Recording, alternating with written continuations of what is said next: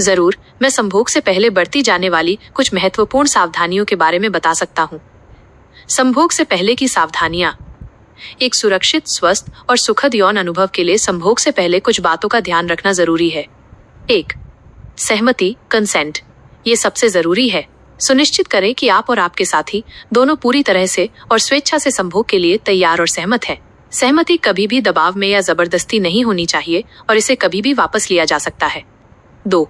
यौन संचारित संक्रमण, STI से बचाव। यौन संचारित संक्रमणों, STIs से बचने के लिए सावधानी बरतनी चाहिए। कंडोम का उपयोग करें। कंडोम STIs और अनचाहे गर्भधारण से बचाव का एक प्रभावी तरीका है। सुनिश्चित करें कि आप इसे सही तरीके से और हर बार इस्तेमाल करें। नियमित जांच। यदि आप नए साथी के साथ हैं या कई साथी हैं, तो STIs के लिए नियमित जांच करवाना महत्वपूर्ण है।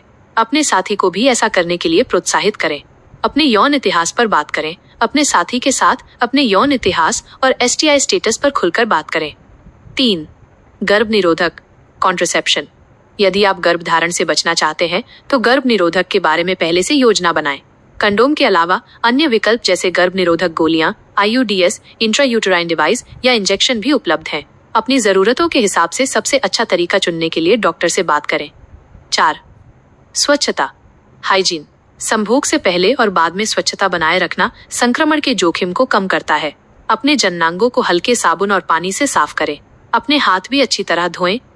5. संचार, कम्युनिकेशन। अपने साथी के साथ खुला संचार स्वस्थ यौन संबंध के लिए बहुत महत्वपूर्ण है। अपनी इच्छाओं, सीमाओं, पसंद और नापसंद के बारे में खुलकर बात करें। यदि कोई असुविधा या चिंता हो तो उसे साझा करें।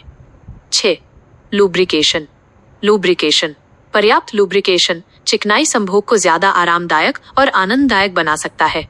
यदि प्राकृतिक लुब्रिकेशन पर्याप्त नहीं है, तो पानी आधारित या सिलिकॉन आधारित लुब्रिकेंट का उपयोग करने पर विचार करें।